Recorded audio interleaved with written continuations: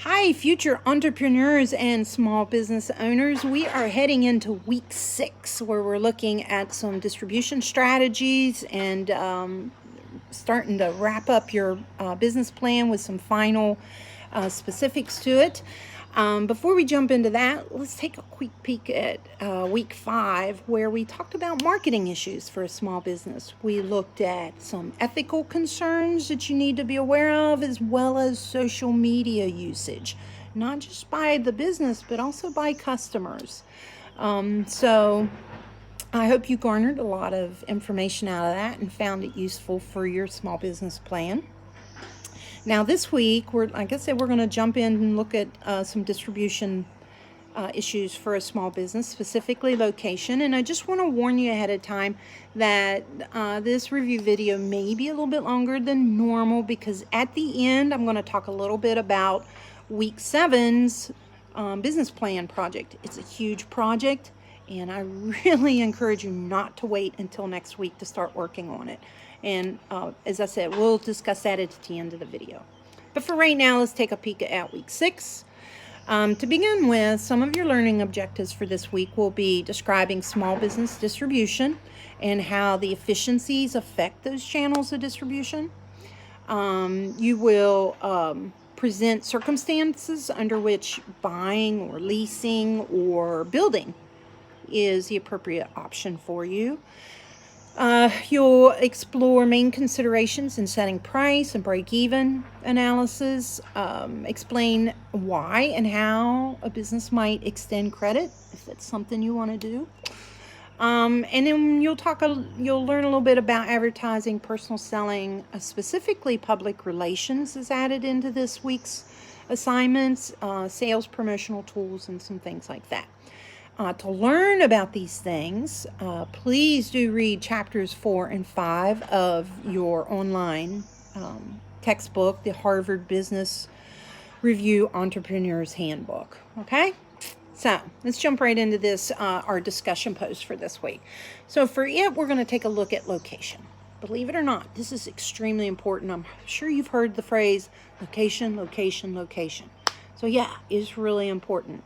In the United States today, we are this collection of local and regional markets instead of this big, huge, homogeneous market.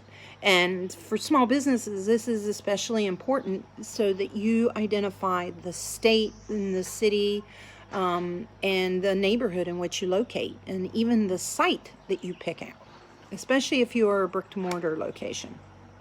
Other things that you want to look at is when you're considering your site, do you want to be in a central business district, a shopping center, or are you going to put up a standalone location?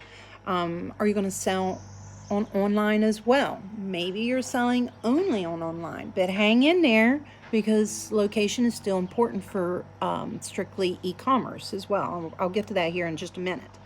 So, and another thing that is not mentioned in our module is parking. If your customers need parking to visit your shop, is Main Street the right location?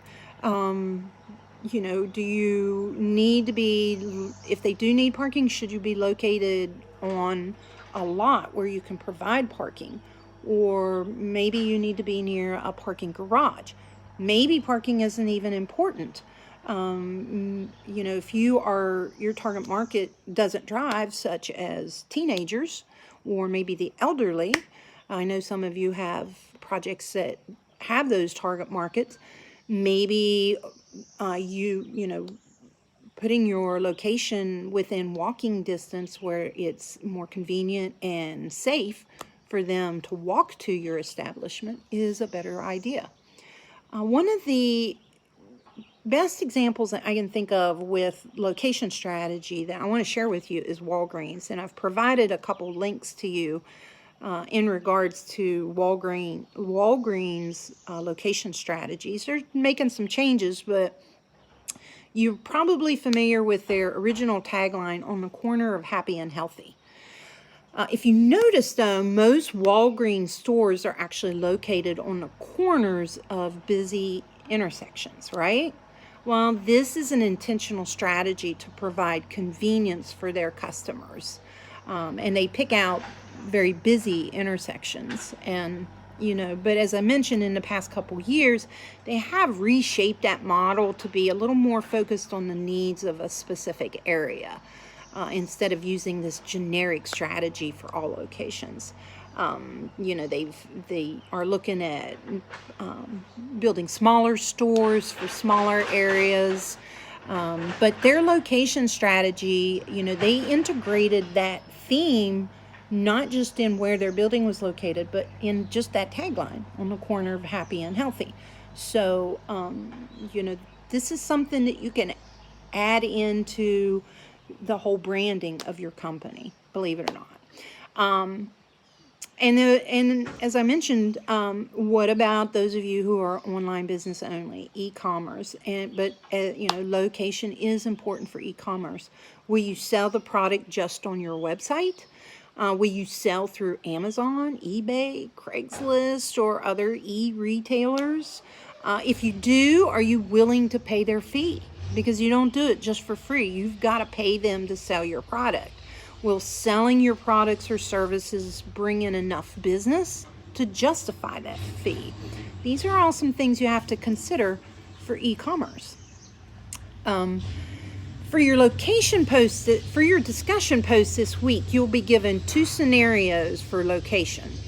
And your goal is to explain which one that you would choose and list 3 reasons why. And I want you to justify your reasons and explain why you made those choices. All right? Discussion post done. Now let's take a look at milestone 6, I'm sorry.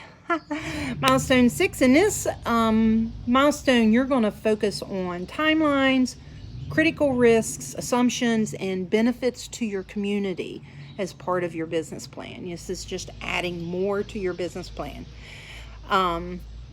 Additionally, we're going to take a little bit of a look at promotional efforts to communicate to your target markets and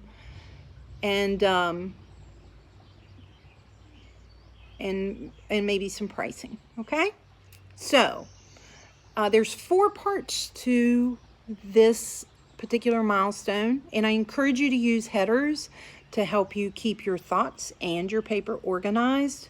When you incorporate all this into the big business plan, these headers will be a huge help for you. Okay? The first part, you're going to create a timeline outlining interrelationships and timing of major events planned for your venture. You want to make sure that your deadlines are realistic and attainable. Some of these events may be, say, a grand opening. Maybe you want to do some kind of employee appreciation event. You want to keep your employees happy. They'll work harder for you. Perhaps you want to do something for the community to raise awareness for a worthy cause or something. You might do, and you might have an event that has absolutely nothing to do with your product or your service, or it indirectly related or something, but you're not really selling. You're just bringing awareness to your company. And the best thing is if it's newsworthy, the media will catch on. You can communicate with your local newspapers, radios, and TV stations and get some of that earned media. You might do a 5K race to raise money for something. You might do a free concert in a park. You might have employees read to students during Dr. Seuss Week at the local elementary school. You might sponsor a city cleanup for the local park or the river or a section of highway. Or there's just all kinds of really great ideas that you can do to get your company involved and your employees involved that will that the media will catch on to and just build awareness. And it also builds trust through your consumers. So think about that. Think outside the box. Be a little creative, okay? You're also going to look at assumptions that you've made through your other milestones. For example, how will your business operate and what economic conditions that you have been assuming. So if you're assuming that the economy is going to stay good, you might take a look at that. And then in the next section, you want to take a look at possible risks. What if the economy doesn't do good? What if a hurricane hits a certain area? I know some of you have business plans for shoreline businesses. That, what if a hurricane comes through and hurts your business that way? What plans would you have to address those risks? So that's assumptions is part 2, possible risks is part 3, and then finally outline any benefits to the community that your business will provide. And this can kind of tie into that first part where events you could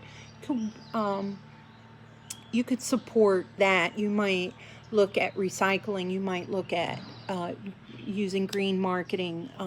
What will your business do to support the economy, the community, human development as a whole?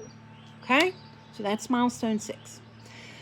And as I mentioned also, that I wanted to take just a couple minutes and look at next week, week 7, because the big project is due next week.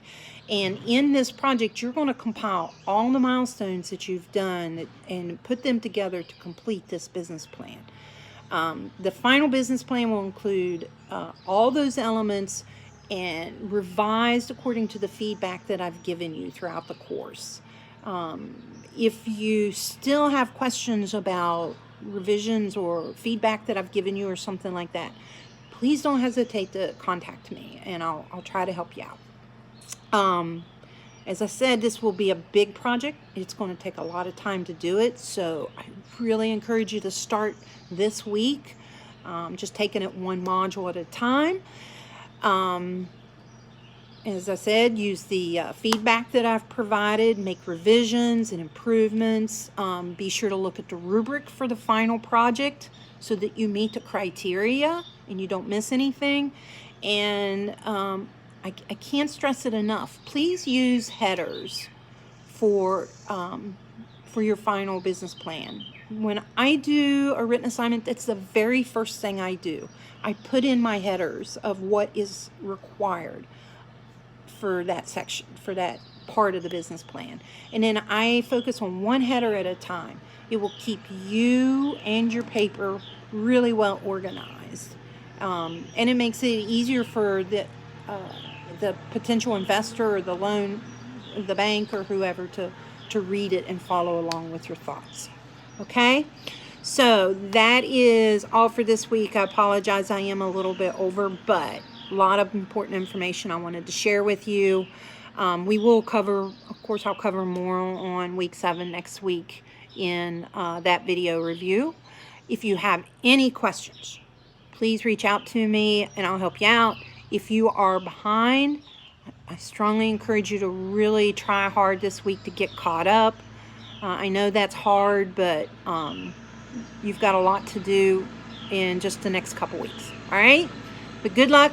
I know you've got this, and I'm looking forward to some outstanding business plans. All right? Have a good one, guys. Bye.